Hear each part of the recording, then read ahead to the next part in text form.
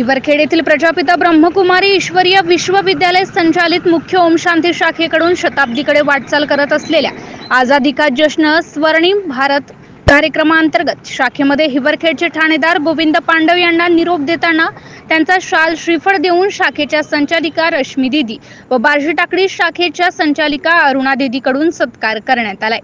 सकाळच्या सत्रामध्ये वारी हनुमानचे मठाधीश महंत कृष्णानंदजी महाराज ज्ञानेश, आश्रमाधीश रामायणाचार्य ज्ञानेश्वर महाराज वाघ यांच्याशी संत वाङ्मयावर सनातन धर्माविषयी रश्मी दीदी व महाराज यांच्यात यावेळी चर्चा झाली। यावेळी शाखेतील दीदींनी उपस्थितांना राख्या बांधून रक्षाबंधन हा सण उत्साहात साजरा केलाय। या प्रसंगी रमेश दुतोंडे, महादेव नेवारे, प्रफुल्ल पवार, महेंद्र भोपळे, सेवानिवृत्त फौजी निंबोकार, गजानन पिंजरकर, प्रेस क्लबचे पदाधिकारी श्याम भोपळे, किरण सेदानी, गणेश अग्रवाल, रितेश टिलावत, गोवर्धन गावंडे, जितू लाखोटिया, प्राध्यापक संतोष राऊत यांच्यासह अनेक मान्यवर प्रामुख्याने उपस्थित होते। MCN न्यूज मराठी करिता बाळासाहेब नेरकर, हिवरखेड। तर अनुकूलता नसते, काहींच्या नशिबी तर दोन्ही नसतात, फार क्वचित असतात। आणि दुर्दैव याचा आहे की शक्यतो व्यसनी लोकांना पत्न्या चांगल्या मिळतात।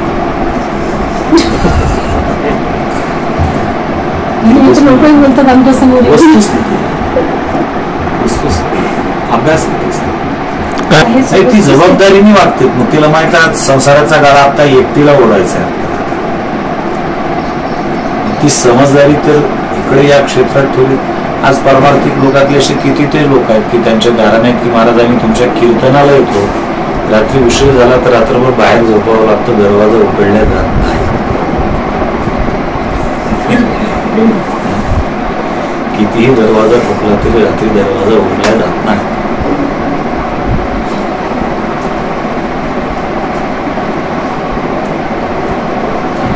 नेहमी एक वाक्य मुळगम असं बोलून जातं, संप्रदायामध्ये एकनाथ महाराज फार कमी आहे, तुकाराम महाराजांची संख्या जास्त आहे।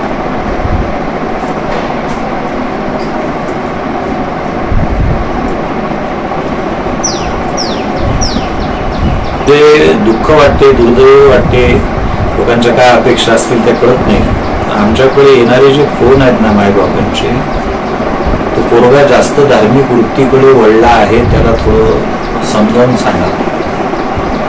याच्यासाठी फोन येतात, तो व्यसनी झाला, मला तो दारू पिते, त्याला समजावून सांगा असं म्हणणारा बापाचा फोन मला तो तिकडे मी इकडे जास्त लक्ष देऊन आला, त्याला समजावून सांगा। आणि विशेष वरून छाप असते तो फक्त तुमच्याच म्हटले नाही, दुसरं कोणाच्या म्हटले नाही। म्हणजे ही बिमारी आमचीच आहे असं नाही, जगद्गुरु तुकोबारांची बिमारी। तुकोबारा गाथेत लिहून ठेवतात, काय पोरा लागली चढ जरी वाट देवळांची, आमचे कुळी नव्हते अशी हेची पिसे निवडले।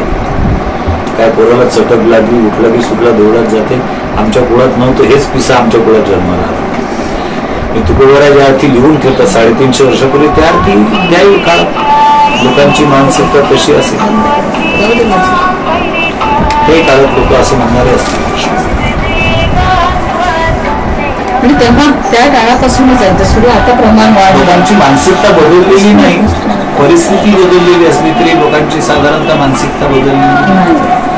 आणि मग मी नेहमी आणि इकडे म्हणतात आधी सनातन वाचवायला पाहिजे, पण आपणच सगळं मर्यादाच्या बाहेर चाललो, एक मर्यादा आज आपणच क्रॉस करत गेलो आणि आता त्याची अति झाली। अति समाज मान्यता, समाजाची मागणी आणि त्याच्या दृष्टिकोनातून तुम्ही ते पुरवतात, जसले पुरवतात, म्हणजे ही सगळी गोष्ट चुकीची गोष्ट आहे। त्याचे दुष्परिणाम भोगावे लागतात, प्रश्नच नाही। अलीकडच्या काळातली आमची कीर्तन परंपरा सुद्धा डाबा परंपरेकडे झुकते आहे। डाबे का वाढले? घरच्या गोष्टी गोड लागत नाहीत पोरांना, म्हणून पोरं हॉटेलवर डाब्यावर जायला लागले। तसे पारंपरिक कीर्तन जे चिंतनाचे होते ते लोकांना आवडत नाही, त्यांना विनोद लागतो, त्यांना चुटकुले लागतात, त्यांना अश्लीलता लागते, त्याची कीर्तन प्रामुख्याने घेतली। म्हणजे अलीकडच्या काळातली विनोदी कीर्तन परंपरा म्हणजे अप्रत्यक्षरित्या डाबा संस्कृती, त्याच्याकडे लोकांना वळलं। मी त्या दिवशी आळंदीला एक सभा झाली आमची, त्या सभेमध्ये 4 वक्ते होतो, प्रत्येकाला विषय दिलेला होता। त्याच्यात मला त्याने विषय दिला होता किंवा सध्याची कीर्तन परंपरा भरकटते आहे का आणि याचं कारण काय। सरळ सांगितलं, महाराष्ट्रातले सगळे नामवंत कीर्तनकार हजर होते. त्यांना सरळ सांगितलं की कीर्तन परंपरा भरकटते आहे आणि याला कारण काय असं जर म्हणत असाल तर मी दोघांनाही समांतर वाटावी. याला कारणीभूत समाजही तेवढाच आहे आणि याला कारणीभूत प्रबोधनकारही तेवढाच आहे. आणि त्याचं कारण आहे, समाजाची मागणी विनोद आहे म्हणून जर तुम्ही विनोद करत असाल तर एक लक्षात ठेवलं पाहिजे की शेतकऱ्यांनी शेतामध्ये पिकवत असताना काय पिकवावं, मार्केटमध्ये ज्याची मागणी असेल ते पिकवावं ना. मग म्हटलं हे तुमचं हो म्हणणं अर्धसत्य आहे. शेतकऱ्यांनी मार्केटमध्ये मागणी ज्याची असेल ते पिकवावं असं जर म्हणत असाल तर मार्केटमध्ये गांजाला मागणी आहे आणि तो आमच्या शेतात पिकतोही, पण गांजा विकणे जर कायद्याने गुन्हा असेल तर तो शेतकऱ्यांनी पिकवावा काय आणि खपवावा काय, ते म्हणत नाही. मग तसं लोकांची मागणी विनोद आहे म्हटलं, लोक विनोद मागतातही आणि आमच्या बुद्धीत तो पिकतोही. आम्ही विनोद पिकवावा आणि तो विकावा काय याचा विचार केला पाहिजे. आज आम्ही हसू आणि हसू विकायला लागले दोन्ही नाही. शोकांतिका ही समाजाची कीर्तन व्यवस्थेची, कारण वारकरी कीर्तन व्यवस्था ही समाजाला बरं वाटावं याच्याकरता निर्माण झालेली नसून बरं व्हावं याच्याकरता निर्माण झालेली व्यवस्था आहे. आज लोकांना बरं वाटावं याच्याकरता आमचं निम्म कीर्तन यजमानावरच आहे.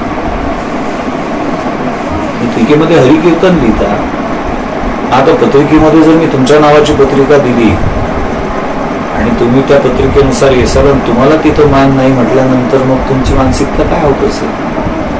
तशी पत्रिका हरिकीर्तनाची म्हणजे लग्नाची पत्रिका नवरदेवाची छापल्या गेली, त्यालाही पत्रिका गेली, तो येऊन पाहतो खुर्चीवर दुसराच बसलेला आहे, किती पंचायत होत असेल त्याची.